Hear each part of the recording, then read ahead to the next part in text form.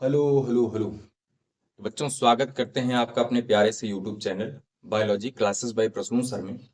आज मैं आप सभी को क्लास 10th का सबसे लास्ट वाला बायोलॉजी का चैप्टर आवर एनवायरनमेंट, हमारा पर्यावरण, ये पढ़ाऊंगा। इसमें आपको ज़्यादा विशेष कुछ नहीं पढ़ना है, केवल इसमें एक छोटा सा कंसर्न है जिसका नाम है पारितंत्र या इकोसिस्टम, और इसके घटक हैं, फैक्टर्स हैं, कुछ ये याद रखने हैं। और साथ ही साथ इसमें थोड़ा सा पार्ट है प्रदूषण का। मतलब इन्वायरमेंट के अंतर जो कुछ भी आएगा, ज़्यादा से ज़्यादा पारितंत्र पढ़ा जाएगा, और इसमें एक छोटा सा पार्ट प्रदूषण का है। बाकी जैवमंडल क्या होता है, वायुमंडल क्या होता है, ये सब पढ़ा जाएगा। तो इसके बारे में चर्चा करते हैं, आइए शुरुआत करते हैं और आपको बताते हैं क्या क्या होता है इसमें। तो चैप्टर का नाम है आवर इन्वायरमेंट। इन्वायरमेंट, हमारा पर्यावरण, मानव संसाधन यूनिट है, इसमें आता है, या प्राकृतिक संसाधन यूनिट है। अब इसमें हम पढ़ेंगे क्या क्या। सबसे पहले हम पढ़ेंगे पारितंत्र।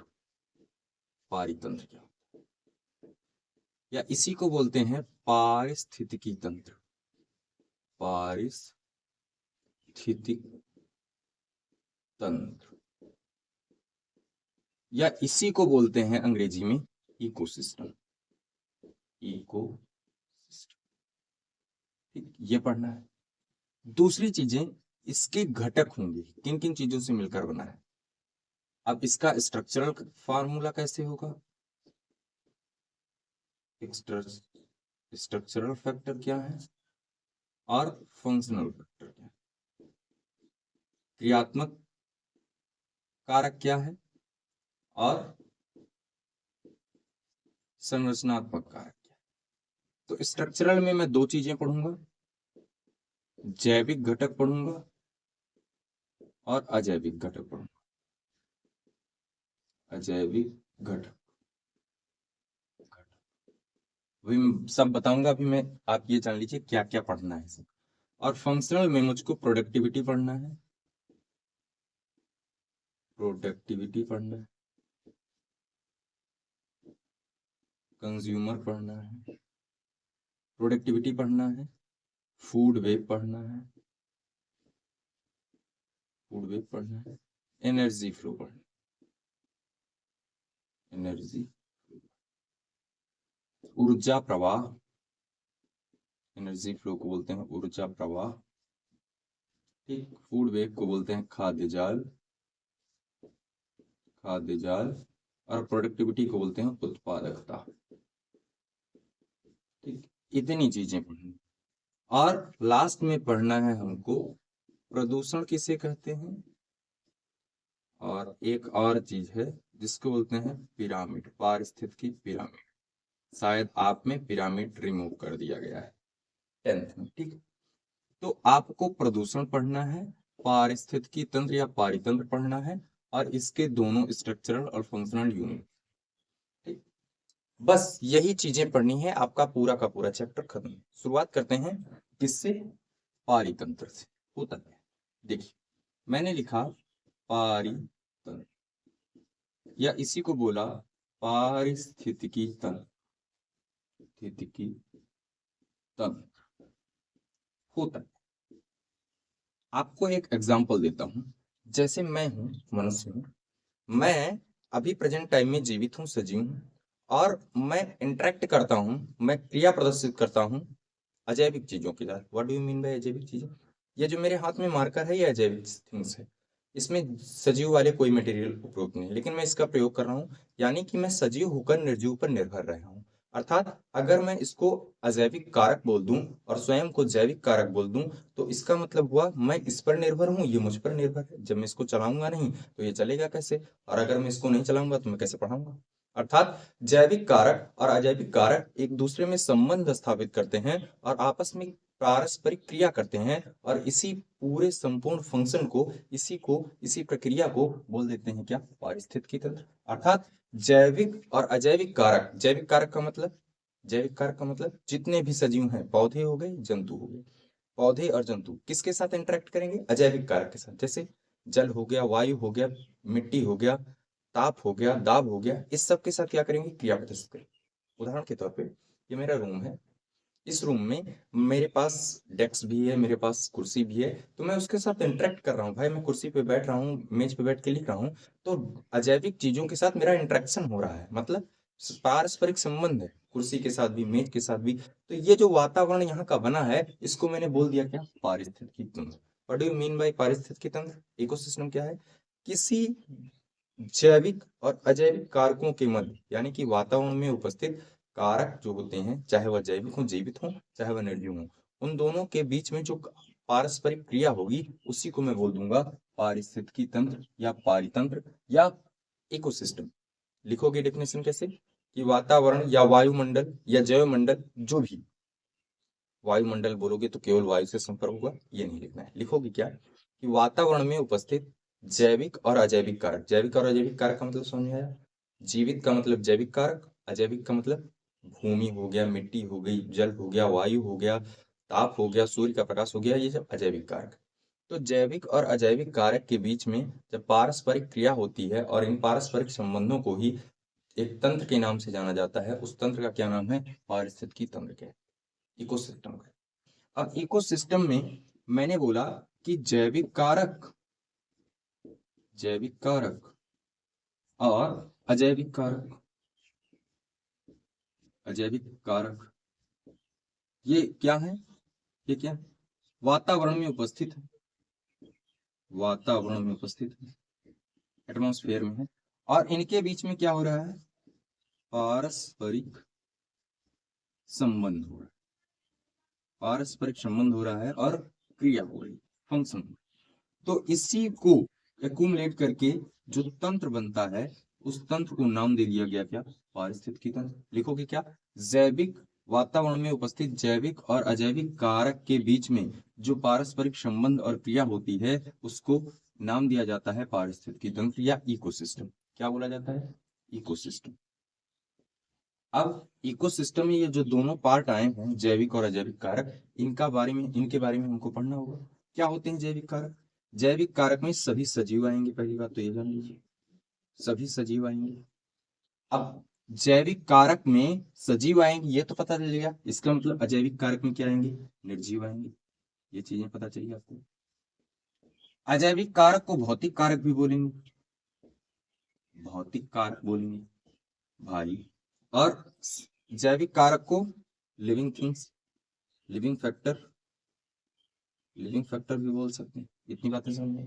अब जैविक कारक में मैं पढ़ूंगा क्या, सबसे पहले पढ़ूंगा उत्पादक, उत्पादक। दूसरा पढ़ूंगा उपभोक्ता, उपभोक्ता। और तीसरा पढ़ूंगा अपघटक। उत्पादक का मतलब हुआ प्रोड्यूसर, प्रोड्यूसर। उपभोक्ता का मतलब हुआ कंज्यूमर, कंज्यूमर। और अपघटक का मतलब हुआ डिकम्पोजर, डिकम्पोजर। इतनी बातें समझ में आई? अजैविक कारक में मैं दो चीजें पढ़, तीन चीज, चार चीजें पढ़ूंगा। क्या, जल, वायु, स्थल, स्थल में मिट्टी भी आएगी, और ताप। इसमें और भी आते हैं, आर्द्रता आती है, आर्द्रता आती है, और दाब आता है, ये सब किसमें, अच्छा। अब आपको ये मोटा मोटा पता चल गया कि जैविक कारक यानी कि उत्पादक, उपभोक्ता, अपघटक और अजैविक कारक के बीच में आपस में संबंध होता है। उदाहरण सुनिए, तुरंत समझ में आ जाएगा। जैसा कि मैं एक इस रूम में रह रहा हूँ, तो इस रूम में जितनी भी निर्जीव चीजें हैं, उनके साथ मेरा संबंध जुड़ा हुआ है, और इसी संबंध को एक तंत्र के थ्रू अगर मैं बांट लूं, तो उस तंत्र का नाम हो जाएगा पारिस्थितिकी तंत्र। यानी कि मेरे रूम में एक पारिस्थितिकी तंत्र है। क्या क्या, ये मार्कर है, ये व्हाइट बोर्ड है, इस पे मैं लिख रहा हूँ, तो ये अजैविक चीजों के साथ मेरा, मैं तो जैविक हूँ, मेरे साथ इन अजैविक चीजों का संबंध जुड़ा हुआ है। और उदाहरण लीजिए, मैं सांस ले रहा हूँ तो वायु पर निर्भर हूँ, मैं जहाँ खड़ा हूँ वो स्थल है, इस रूम का कुछ टेम्परेचर है वो मुझ पर निर्भर कर रहा है, आर्द्रता यहाँ की कितनी, ह्यूमिडिटी कितनी है, जल, वाटर की आवश्यकता कितनी है, जो जलीय जीव होंगे उनके बारे में निर्भर कर। तो इन सभी का संबंध ही हमको पढ़ना है, जिसको बोलते हैं पारितंत्र। छोटा छोटा मोटा मोटा डिफिनेशन आप ये लिखोगे, वातावरण में उपस्थित जैविक और अजैविक कारकों के बीच में जो पारस्परिक संबंध और क्रियाएं होती हैं, इन्हीं को पारिस्थितिकी तंत्र या पारितंत्र के नाम से जाना जाता है, इन्हीं को इकोसिस्टम के नाम से जाना जाता है। इतनी बातें समझ में आई? अब सुनिए, अब मैं आपको जैविक कारक बता दूं, फिर अजैविक कारक बता दूं, फिर इनके दोनों के बीच में संबंध कैसे होता है, यानी कि पारितंत्र कंप्लीट। फिर मैं आपको फंक्शनल यूनिट पढ़ा दूंगा, स्ट्रक्चरल यूनिट। तो ये दोनों चीजें, ठीक। आइए देखते हैं, इस सबको रब करता हूँ और तुमको स्ट्रक्चरल यूनिट, जैविक और अजैविक कारक के बारे में बताता हूँ, ठीक। उसके बाद फिर अजैविक और जैविक कारक कैसे आपस में काम करते हैं, फिर जैविक कारक में कैसे ऊर्जा बनती है और ऊर्जा कैसे एक दूसरे में ट्रांसफर होती है, ये भी पढ़ाऊंगा। मतलब ऊर्जा का स्थानांतरण कैसे होगा, ऊर्जा का स्थानांतरण होगा तो ऊर्जा एक जैविक कारक से दूसरे जैविक कारक में जब जाएगी तो ऊर्जा का एक एक स्तर तैयार होगा, जिसको पोसी स्तर या ट्रॉफिक लेवल बोलेंगे।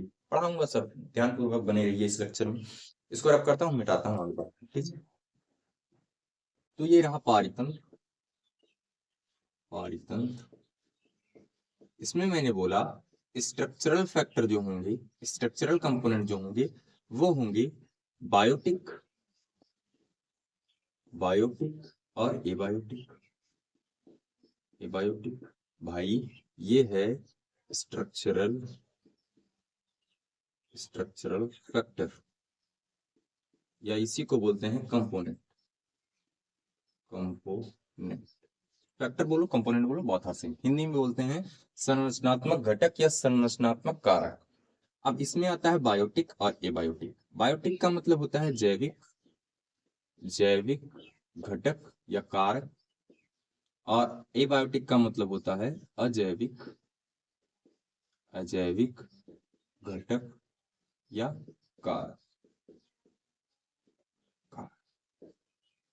शब्द सुनना, एबायोटिक फैक्टर, एम्बायोटिक फैक्टर। मैंने बोला जैविक घटक, आओ देखते हैं। बायोटिक फैक्टर, या इसी को बोलते हैं कंपोनेंट।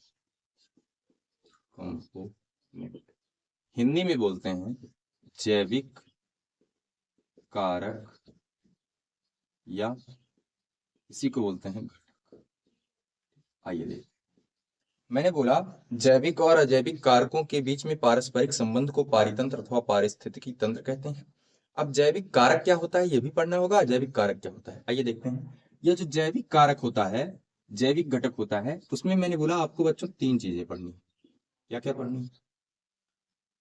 उत्पादक पढ़ने हैं, अभी बताऊंगा क्या क्या। उपभोक्ता पढ़ने हैं, और अपघटन पढ़ने हैं, अपघटन। शब्द के साथ चलिए। उत्पादक को बोलते हैं प्रोड्यूसर, उपभोक्ता को बोलते हैं कंज्यूमर, उपघटक को बोलते हैं डिकम्पोजर। देखिए होता क्या है, मैं बोल रहा हूं कि कोई भी जीव भोजन के लिए जिस जीव पर निर्भर होगा, कोई भी जीव किसी भोजन के लिए, किसी भी प्रकार के भोजन के लिए किसी न किसी जीव पर तो निर्भर होता होगा। उदाहरण के तौर पे मुझे अगर खाना खाना है तो मैं रोटी या चावल खाऊंगा, या कुछ भी इन चीजों से बनी हुई चीजें खाऊंगा, साग खाऊंगा। तो ये जो साग है, ये जो जिनसे मैं भोजन प्राप्त कर रहा हूं, तो ये अपना भोजन किसी से बनाते होंगे। अर्थात सबसे पहले अगर मैं बात करूं कि पौधे की बात, पेड़ पौधे, तो पेड़ पौधे आपको पता है होते हैं स्वपोषी। क्या होते हैं?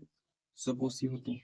मतलब ये अपना भोजन स्वयं बनाते हैं, आपने लाइफ प्रोसेस में, जैव प्रक्रम में पढ़ा है, अपना भोजन स्वयं बनाते हैं। किस प्रक्रिया के थ्रू? प्रकाश संश्लेषण के थ्रू। यानी कि ये अपना भोजन स्वयं बना ले रहे हैं प्रकाश संश्लेषण की प्रक्रिया करके। तो ये इनको कोई दूसरा व्यक्ति भोजन के रूप में उपयोग करेगा, तो उसको बोलते थे परपोषी। कुछ याद आ रहा है? आपने पोषण 3 प्रकार से पढ़ा था, स्वपोषी पोषण, परपोषी पोषण और मृतोपजीवी पोषण। याद आ रहा है? वही चीज मैं यहाँ बता रहा हूँ। क्या कि उत्पादक होते क्या हैं? हरे पेड़ पौधे, जितने भी पेड़ पौधे उपस्थित हैं, जितने भी ग्रीन प्लांट उपस्थित हैं, वे सब क्या है बच्चे? वो सब उत्पादक। क्या है? उत्पादक। वे सब भोजन बनाते हैं, अपना भोजन स्वयं बना लेते हैं, और मैं इनके ऊपर निर्भर रहता हूँ। यानी कि हमारे लिए भोजन का प्रमुख स्रोत क्या है? ये उत्पादक है। और उत्पादक का मतलब पेड़ पौधे। यानी कि जितने भी हरे पेड़ पौधे उपस्थित हैं, जितने भी घास फूस उपस्थित है, वे सब क्या है भैया? प्रोड्यूसर है। अब प्रोड्यूसर अपना भोजन कैसे बना रहे हैं? क्योंकि ये होते हैं स्वपोषी, अपना भोजन स्वयं बनाते हैं। कौन सी प्रक्रिया करके? प्रकाश संश्लेषण करके। अब ट्विस्ट ये आता है कि इस उत्पादक का उपयोग जो करेगा भोजन के रूप में, उसको बोल देंगे उपभोक्ता। क्या बोल देंगे? कंज्यूमर। देखो, मैं गेहूं के प्लांट को, गेहूं को बोया, सो किया, गेहूं से आया बीज, बने गेहूं के बीज को मैंने आटा पिसवाया, रोटी बनाया, खाया। तो गेहूं मेरे लिए क्या हुआ? उत्पादक हुआ। उसको मैंने यूज किया तो मैं उपभोक्ता हुआ।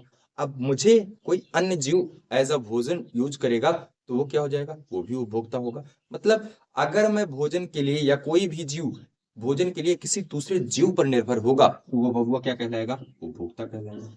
अब उपभोक्ता भी कई प्रकार के होते हैं, आपको मैं बताता चलूं उपभोक्ता क्या होते हैं।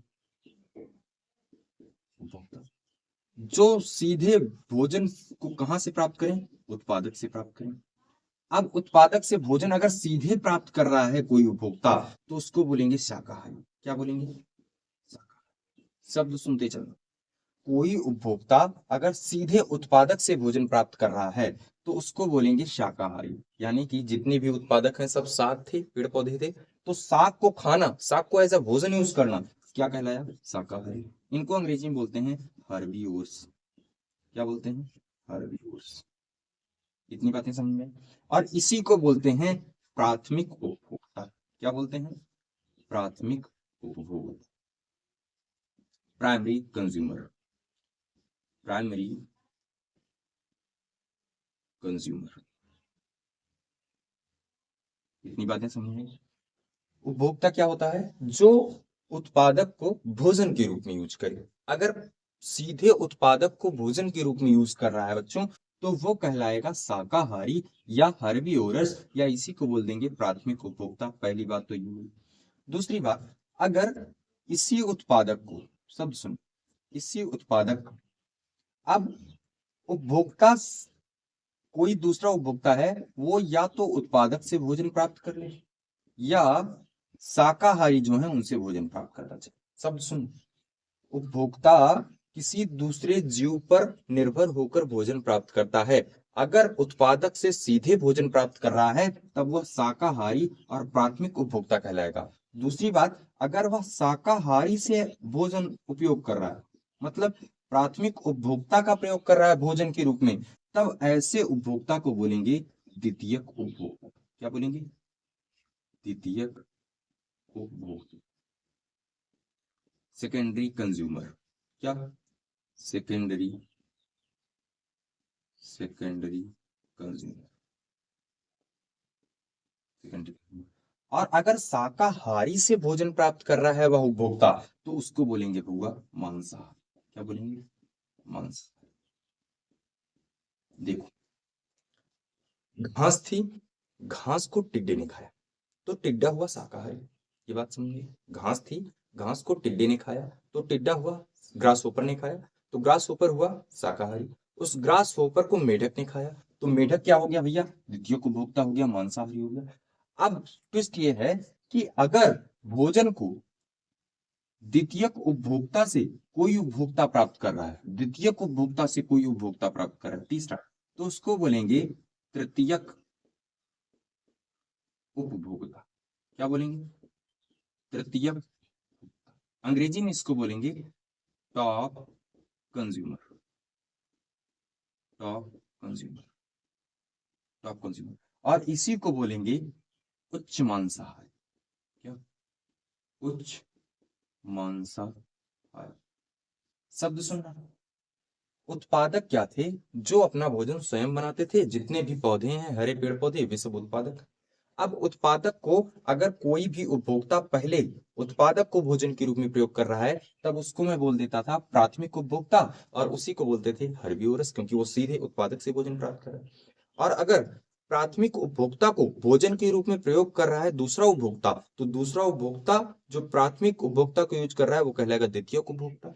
अब द्वितीयक उपभोक्ता हुआ मांसाहारी, क्योंकि प्राथमिक उपभोक्ता जो होगा वो पक्का जीव होगा, यानी कि एनिमल होगा। तो एनिमल को एज अ भोजन यूज करना इज इक्वल टू मांसाहारी, तो उसको मैंने लिख दिया मांसाहारी। फिर तृतीयक द्वितीयक उपभोक्ता को अगर कोई दूसरा जीव एज अ भोजन यूज कर रहा है तो होगा तृतीयक उपभोक्ता, उसको बोलूंगी उच्च मांसाहारी। वो तृतीयक उपभोक्ता को यूज कर रहा है, अभी उदाहरण बताऊंगा, अच्छे से समझ में आ जाएगा। तो तृतीयक उपभोक्ता को मैं उच्च मांसाहारी बोल रहा हूँ, क्योंकि ये तो मांसाहारी था ही, मांसाहारी को अगर कोई खा रहा है तो उच्च मांसाहारी हो गया। और लास्ट में आता है एक नया, जिसको बोलते हैं सर्वाहार। क्या बोलते हैं? सर्वाहार, जिसको बोलते हैं ओमनीवोरस। ओमनीवोरस, ठीक, इसको बोलते हैं सर्वाहारी। सर्वाहारी का मतलब, अगर पूरे उपभोक्ता को, चाहे वह शाकाहारी हो, चाहे वह द्वितीयक उपभोक्ता हो, चाहे वह तृतीयक उपभोक्ता हो, तीनों को एज अ भोजन यूज कर रहा है कौन? सर्वाहारी, ओमनीवोरस। इतनी बात समझ में? तो ये हो गया उत्पादक और ये हो गया लास्ट में बचा है अपघटक। पहले मैं एग्जांपल देके सब पूरा उपभोक्ता क्लियर कर देता हूं, फिर आपको बताता हूं। देखिए यहां दिख रहा है आपको, देखिए मैं लिखता हूं उत्पादक। उत्पादक में मैंने लिख दिया घास, या घास। घास को खाया किसने? टिड्डे ने। टिड्डे ने। तो टिड्डा प्रेजेंट टाइम पे क्या हुआ? टिड्डा प्रेजेंट टाइम पे हुआ प्राइमरी उपभोक्ता। उपभोक्ता, ठीक। और इसी को बोल दिया मैंने शाकाहारी। भैया टिड्डा केवल घास खा रहा है, केवल घास खाता है। और इस टिड्डे को खाया किसने? मेढक ने। मेढक। तो मेढक हो गया सेकेंडरी उपभोक्ता। सेकेंडरी उपभोक्ता। और ये हो गया मांसाहारी। मांसाहारी। और इस मेढक को खाया सांप ने। सांप ने। तो सांप हुआ टर्सरी उपभोक्ता। उपभोक्ता। और इसको बोल दिया उच्च मांसाहारी। उच्च मांसाहारी। मांसाहारी। और इस सांप को खाया मनुष्य ने। मनुष्य। तो मनुष्य क्या हो गया? और मनुष्य सांप को भी खा सकता है, मनुष्य मेढक को भी खा सकता है, और मनुष्य टिड्डियों को भी खा सकता है, मनुष्य उत्पादक को भी खा सकता है। तो मनुष्य हो गया क्या? सर्वाहारी। सर्वाहारी, ओमनीवोरस। ओमनीवोरस। इतनी बात नहीं समझ में? देखो ध्यान से, घास को खाया टिड्डे ने, वो हुआ प्राथमिक उपभोक्ता। अब प्राथमिक उपभोक्ता को खाया किसने? मेढक ने, तो वह द्वितीयक उपभोक्ता। मेढक को खाया सांप ने, तो वह हुआ तृतीयक उपभोक्ता। अब तृतीयक उपभोक्ता टिड्डे को भी खा सकता था और मेढक को भी खा सकता था। ये बात जानी चाहिए आपके दिमाग में, इसीलिए मैंने बोला इसको क्या? उच्च मांसाहारी। क्या बोला? उच्च मांसाहारी। यानी कि तृतीयक उपभोक्ता, टॉप कंज्यूमर जो होते हैं, वो प्राथमिक उपभोक्ता को भी खा सकते हैं और द्वितीयक उपभोक्ता को भी खा सकते हैं। लास्ट में आया क्या? सर्वाहारी। सर्वाहारी किसको खा सकता है? टॉप उपभोक्ता को भी खा सकता है, टॉप कंज्यूमर को भी खा सकता है, सेकेंडरी कंज्यूमर को और प्राइमरी कंज्यूमर को भी खा सकता है, और साथ ही साथ किसको खा सकता है? उत्पादक को भी खा सकता है। तो ये हुआ सीक्वेंस किसका? उत्पादक का, उपभोक्ता का। अब आते हैं लास्ट किस पर? अपघटन। एक एग्जांपल और बताऊंगा जिससे आपको पूरा क्रिस्टल क्लियर हो जाए, ठीक है? इसको नोट कर लो, रब करता हूं, फिर एग्जांपल।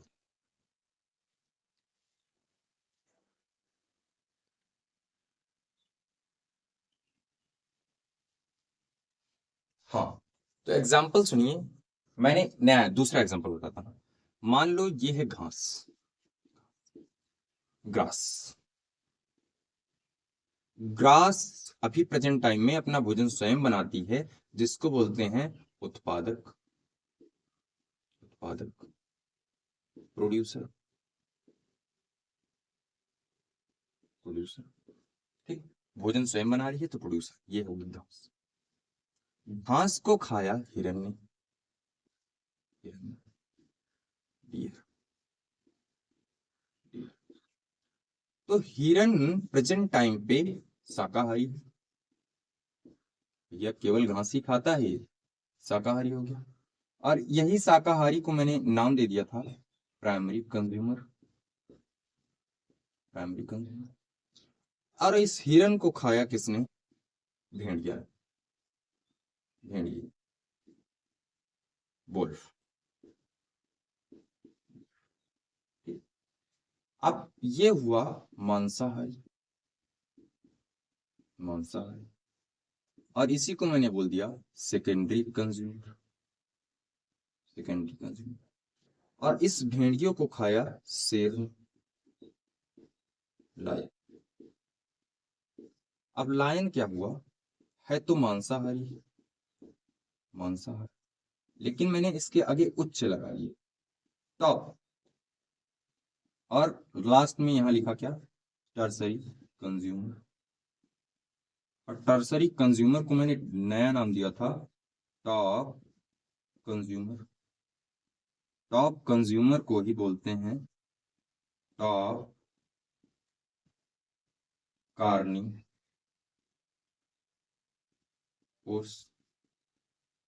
टॉप कार्निवोर्स बोलते हैं। इतनी बातें समझ में आई?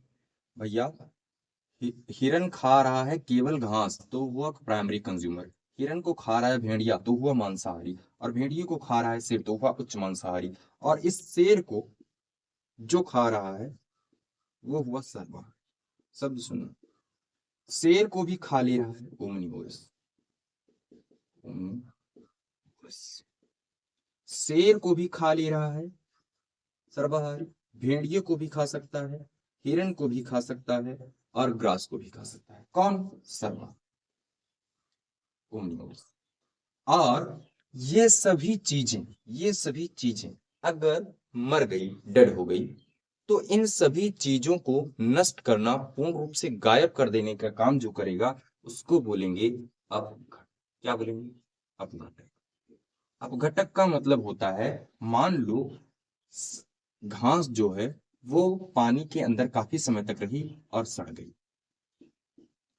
तो जिसके कारण वह सड़ जाएगी, नष्ट हो जाएगी, उसको नष्ट करने के लिए जो कारक उपस्थित होगा वह कारक कहलाएगा अपघटक। क्या कहलाएगा? अपघटक। अब ये अपघटक होते हैं मुख्यतः तीन ही। क्या? इनको बोलते हैं सूक्ष्म जीव। क्या बोलते हैं? सूक्ष्म जीव। अब सूक्ष्म जीव में आपको केवल पढ़ना है बैक्टीरिया, वायरस और फंगस। फंगस सूक्ष्म जीव में नहीं आता। ठीक है?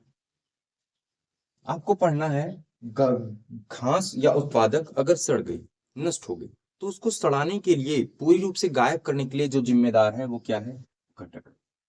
अगर डियर की मृत्यु हो गई, डियर मर गया, तो डियर अगर मर जाता है तो आप कुछ समय बाद जाकर देखते हो तो डियर का कोई भी अंश वहां से नहीं मिलता। आप प्रत्यक्ष एग्जांपल देता हूँ, आप गाड़ी से तेजी के साथ जा रहे हैं और रास्ते में आपको कोई एनिमल मिला और आपने देखा नहीं और उसके ऊपर चढ़ा, एनिमल मर गया।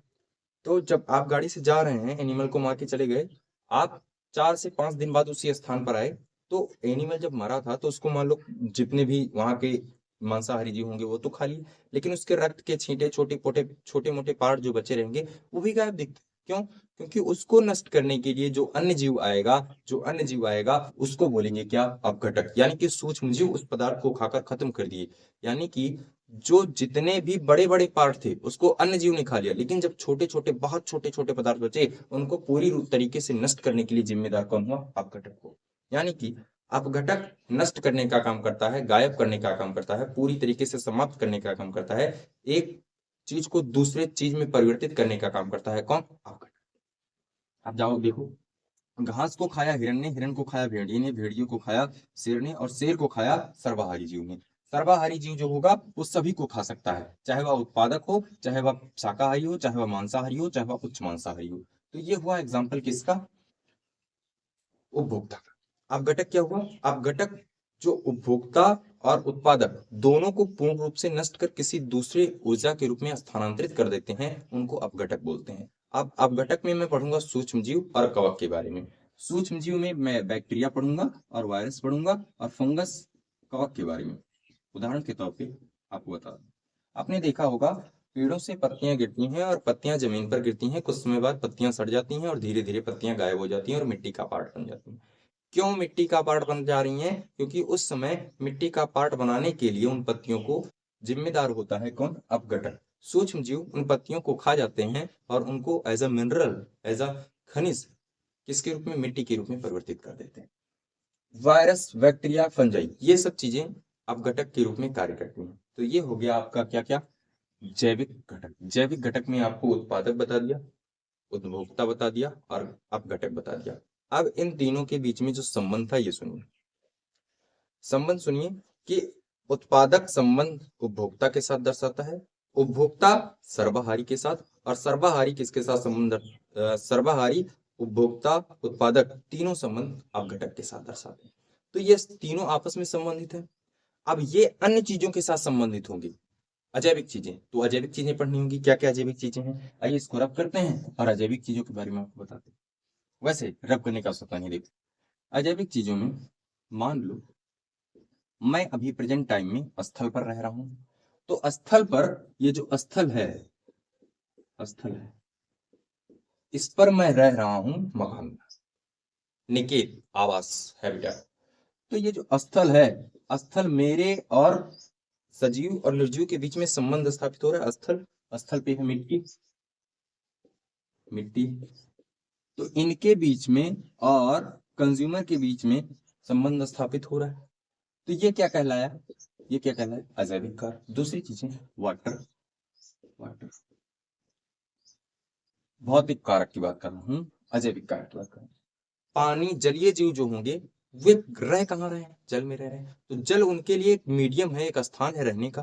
तो जल उनके लिए कौन सा कारक हो गया? अजैविक कारक हो गया। जैसे मछली हो गया, जैसे मेढक, मेढक तो जल स्थल दोनों पर भी रह सकता है। और जैसे जलीय जीव हो गए, जितने भी जलीय जीव हैं, सबके लिए जल क्या हो गया? अजैविक कारक हो गया। वायु, अब जितने भी लगभग प्लांट एनिमल हैं, जो भी टेरेस्ट्रियल पर रह रहे हैं, स्थल पर रह रहे हैं, वे रेस्पायरेशन तो करते ही होंगे, श्वसन तो करते होंगे, और श्वसन के लिए उनको अनेक प्रकार की वायु की आवश्यकता होगी, हवा की आवश्यकता होगी, यानी कि अनेक प्रकार की गैस की आवश्यकता होगी। और वे गैस चाहे N2 हो, नाइट्रोजन हो, चाहे O2 हो, ऑक्सीजन हो, और चाहे CO2। उदाहरण के तौर पे N2 गैस किसके लिए जिम्मेदार होती है? प्लांट को बहुत ज्यादा नाइट्रोजन चाहिए। कार्बन डाइऑक्साइड भी प्लांट को चाहिए, क्योंकि वो कार्बन डाइऑक्साइड नहीं लेगा तो प्रकाश संश्लेषण कैसे करेगा। O2 गैस जीवों के लिए आवश्यक है। मैं O2 गैस नहीं लूंगा तो मेरे अंदर श्वसन की प्रक्रिया कैसे होगी? ग्लूकोज का टूटना, ग्लाइकोलिसिस प्रोसेस कैसे होगा? ऊर्जा कैसे बनेगी? तो यानी कि अजैविक घटक जैविक घटक पर निर्भर है और जैविक घटक अजैविक घटक पर निर्भर है। दोनों पारस्परिक संबंध स्थापित कर रहे हैं, पारस्परिक क्रिया कर रहे हैं, और इस पारस्परिक क्रिया के कारण जिस तंत्र का निर्माण हो रहा है उस तंत्र को पारिस्थितिकी तंत्र, पारितंत्र अथवा इकोसिस्टम के नाम से जाना जाता है। तो ये हुआ उपभोक्ता, उत्पादक और अपघटक के बारे में। अब इन सबके बीच में जो संबंध स्थापित होता है, यानी कि फंक्शनल यूनिट जो होती है, स्ट्रक्चरल यूनिट तो कंप्लीट हो गई, फंक्शनल यूनिट जो होती है उसके बारे में। यानी कि पारितंत्र की दो यूनिट है, स्ट्रक्चरल संरचनात्मक घटक और क्रियात्मक घटक। संरचनात्मक घटक में आपको जैविक और अजैविक कारक पढ़ना है, और फंक्शनल यूनिट यानी कि क्रियात्मक घटक में आपको फूड वेब पढ़ना है, फूड चेन पढ़ना है, प्रोडक्टिविटी पढ़ना है, और क्या बोलते हैं, मिनरल साइक्लिंग पढ़ना है। तो बता देते हैं क्या क्या होता है। फूड वेब खाद्य जाल, फूड चेन खाद्य श्रृंखला, प्रोडक्टिविटी उत्पादकता, और लास्ट में क्या है? मिनरल साइक्लिंग, खनिज का क्या होते हैं? चक्र, खनिज चक्र। जैसे आपने सुना होगा CO2 आई तो CO2 कैसे वातावरण में जाएगी, फिर कैसे आएगी, फिर वही पढ़ना है। और लास्ट में आपको प्रदूषण पढ़ना है। तो ये सब चीजें अगर आपको अच्छे से समझ में आ गई हो, नहीं समझ में आई हो, लेक्चर को दोबारा देखना, अच्छे से समझ में आ जाएंगे। तो अब मैं आपको पढ़ाऊं क्या?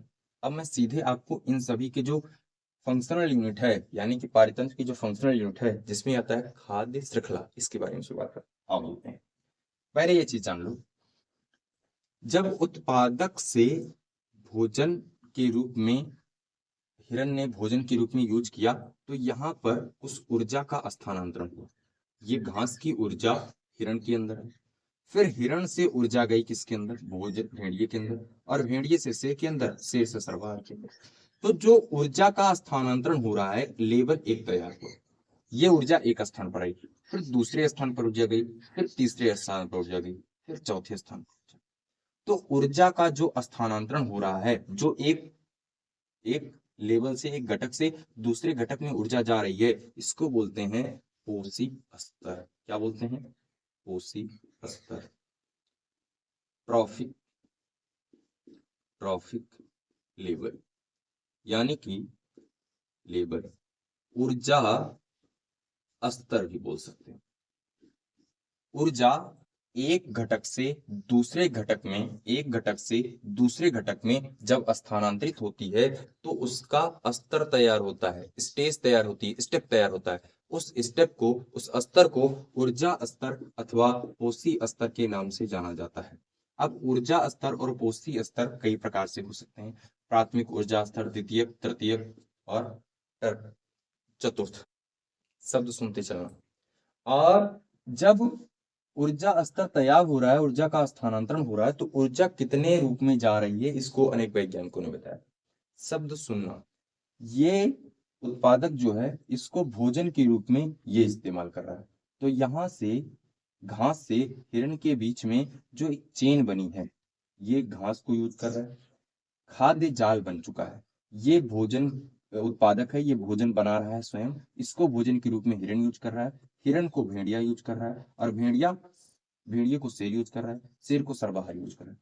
तो ये जो लंबी सी एक चेन तैयार हुई है, एक श्रृंखला तैयार हुई है, ये खाने के ऊपर ही डिपेंड है। भाई भोजन के लिए ये इस पे जिम्मेदार था, ये इस पे जिम्मेदार था, ये यानी कि उत्पादक और उपभोक्ता के बीच में जो भोजन के लिए, ऊर्जा स्तर के लिए एक दूसरे पर निर्भर होते हैं, तो एक श्रृंखला तैयार होती है। इसी को खाद्य श्रृंखला कहते हैं। क्या कहते हैं? लिखोगे कैसे? कि पर्यावरण में या वातावरण में एक जीव दूसरे जीव पर भोजन के रूप में जो ऊर्जा स्तर या पोषी स्तर तैयार करते हैं, एक दूसरे के साथ एक श्रृंखला का निर्माण करते हैं, इस श्रृंखला को खाद्य श्रृंखला कहते हैं। भोजन जरूर लिखना है। क्यों? क्योंकि उत्पादक जो है अपना भोजन स्वयं बना रहा है, उत्पादक को भोजन के रूप में इस्तेमाल कर रहा है हिरण, और हिरण को भोजन के रूप में इस्तेमाल कर रहा है भेड़िया। यानी कि एक वातावरण में जब एक जीव दूसरे जीव के ऊपर भोजन के लिए निर्भर होता है, तो एक चेन बनकर तैयार होती है, एक श्रृंखला बनकर तैयार होती है। इस श्रृंखला को नाम देते हैं क्या? खाद्य श्रृंखला। क्या नाम देते हैं? खाद्य श्रृंखला। इतनी बातें समझ में आई? अंग्रेजी में इसको बोलते हैं फूड वेब, फूड चेन। क्या बोलते हैं? Food chain. तो क्या हुआ फूड चेन? जब वातावरण में या पर्यावरण में एक जीव दूसरे जीव पर भोजन के लिए एक दूसरे पर निर्भर होते हैं और एक श्रृंखला का निर्माण करते हैं, उस श्रृंखला को खाद्य जाल अथवा फूड चेन के नाम से जाना जाता है। अब फूड चेन में आपको ऊर्जा स्तर देखने को मिला। भाई देखो, घास से हिरण जो घास खाएगा उससे ऊर्जा मिलेगी। तो जो स्तर तैयार हो रहा है, जो स्टेप तैयार हो रही है, एक स्टेप ये, इससे ऊर्जा इसको मिली, फिर इससे ऊर्जा इसको मिलेगी, दूसरा स्टेप, फिर भेड़िए से ऊर्जा शेर को मिलेगी, तीसरा स्टेप। जो स्टेप तैयार हो रहा है ऊर्जा का जो स्थानांतरण हो रहा है, ऊर्जा का जो प्रवाह हो रहा है, उस ऊर्जा के स्टेप को क्या बोलते हैं? ऊर्जा स्तर अथवा कोशीय स्तर बोलेंगे। और ऊर्जा का लगातार प्रवाह हो रहा है, जिसको एनर्जी फ्लो या ऊर्जा प्रवाह बोलेंगे। इतनी बातें समझिए। अब ये जो खाद्य चेन तैयार हुई है, खाद्य श्रृंखला तैयार हुई है, ऐसा भी तो हो सकता है इस घास को टिड्डे ने खाया, और इस टिड्डे को मेढक ने खाया, और इस मेढक को सांप ने खाया, और इस सांप को बाज ने खाया, और इस बाज को शेर ने खाया। भैया मतलब उत्पादक को अन्य कोई जीव भी भोजन के रूप में इस्तेमाल कर सकता है। तो टिड्डे को, अभी प्रेजेंट टाइम में टिड्डे को भेड़िया भी तो खा सकता है। अन्य उदाहरण देते हैं। घास को खाया किसने? घास को खाया खरगोश ने, खरगोश, ठीक। और खरगोश को खाया भेड़िए ने, और भेड़िए को खाया शेर ने। तो घास को खरगोश भी खा रहा है, घास को हिरण भी खा रहा है। मतलब एक खाद्य श्रृंखला आपस में दूसरी खाद्य श्रृंखला के साथ जुड़ी हुई है, एक खाद्य श्रृंखला दूसरी खाद्य श्रृंखला के साथ आपस में जुड़ी हुई है। तो खाद्य श्रृंखलाएं आपस में जुड़ करके एक विशेष प्रकार के नेट का जाल का निर्माण करती हैं, जिसको बोलते हैं खाद्य जाल। क्या बोलते हैं? खाद्य जाल। मतलब उत्पादक को अन्य भी जीव खा सकते हैं, और वे अन्य जीवों को या तो प्राथमिक उपभोक्ता खा सकता है, या तो द्वितीयक खा सकता है, या तो तृतीयक खा सकता है। यानी कि सभी फूड चेन का जो एक्युमुलेशन होगा वो फूड नेट के अंतर्गत होगा, खाद्य जाल के अंतर्गत होगा। तो जितनी भी खाद्य श्रृंखलाएं हैं आपस में जुड़ करके एक नेट, एक जाल बनाती हैं, जिनको खाद्य जाल कहते हैं। लिख लोगे? कोशीय स्तर के आधार पर खाद्य श्रृंखलाएं आपस में जुड़ करके एक विशेष प्रकार का जाल बनाती हैं, अंतरजाल बनाती हैं। इन अंतरजालों को क्या बोलते हैं? खाद्य जाल बोलते हैं, या फूड वेब बोलते हैं। इतनी बात समझ में? आपको खाद्य श्रृंखला समझ में आ गई क्या? जब भोजन के लिए उत्पादक उपभोक्ता पर और उपभोक्ता सर्वाहारी पर निर्भर हो रहा है, अपघटक पर निर्भर हो रहा है, तो भोजन के लिए एक स्तर से दूसरे स्तर पर जीव निर्भर हो रहे हैं। इस स्तर को पोषी स्तर या ऊर्जा स्तर बोलते हैं। और जब भोजन के लिए निर्भर हो रहे हैं तो चेन बन के तैयार हो रही है, श्रृंखला तैयार हो रही है। इस श्रृंखला को खाद्य श्रृंखला बोलते हैं, या फूड चेन बोलते हैं। और ये फूड चेन आपस में उलझी हुई होती है, यानी कि उत्पादक को और भी कोई खा सकता है, उपभोक्ता को और कोई भी खा सकता है, एक उपभोक्ता को अन्य 2-3 उपभोक्ता खा सकते हैं। यानी कि अनेक खाद्य श्रृंखलाएं आपस में जुड़ करके एक जाल बनाती हैं, अंतरजाल बनाती हैं। इस अंतरजाल को फूड वेब या खाद्य जाल बोलते हैं, खाद्य जाल बोलते हैं, खाद्य जाल बोलते हैं। अब ये खाद्य जाल में ऊर्जा का स्थानांतरण होता है। ऊर्जा का जब स्थानांतरण होगा तो उसको ऊर्जा प्रवाह बोलेंगे, और ऊर्जा का स्थानांतरण होगा तो ऊर्जा का एक विशेष प्रकार का स्टेप तैयार होगा, चेन बाय चेन, श्रृंखला बाय श्रृंखला स्तर तैयार होगा।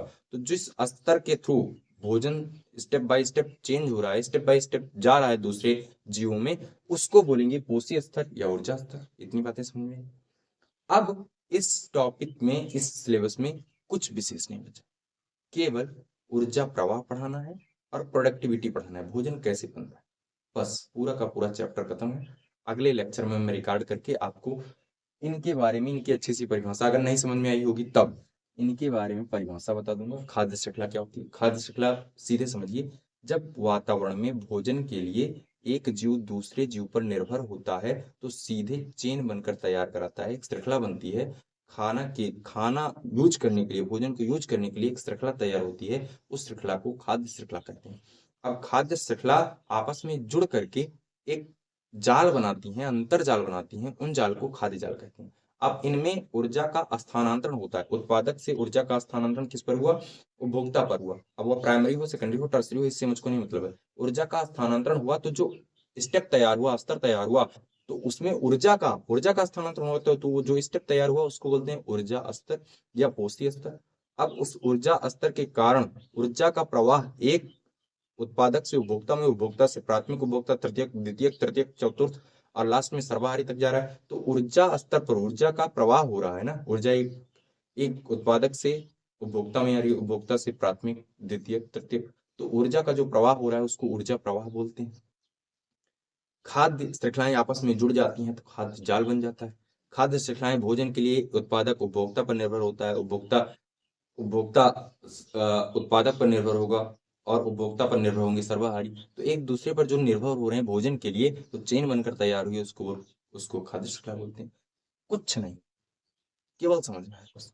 और इसी को पूरा का पूरा पारिस्थितिकी तंत्र बोलते हैं। अगले लेक्चर में मैं इसमें प्रदूषण पढ़ा दूंगा, और प्रदूषण के कारक क्या क्या होते हैं ये बता दूंगा। वायु प्रदूषण आता है, जल प्रदूषण आता है, और स्थल प्रदूषण आता है। और इसमें आपको भी पढ़ाना है कि जो जैव भार होता है, बायोमास क्या होता है, ये बताना है। और एक चीज और बचेगी कि पारिस्थितिकी पिरामिड, पहले मुझे चेक करना होगा सिलेबस में पारिस्थितिकी पिरामिड है अथवा नहीं। ठीक है, लेक्चर को करते हैं समाप्त। बड़ा कम खुश आमदीद।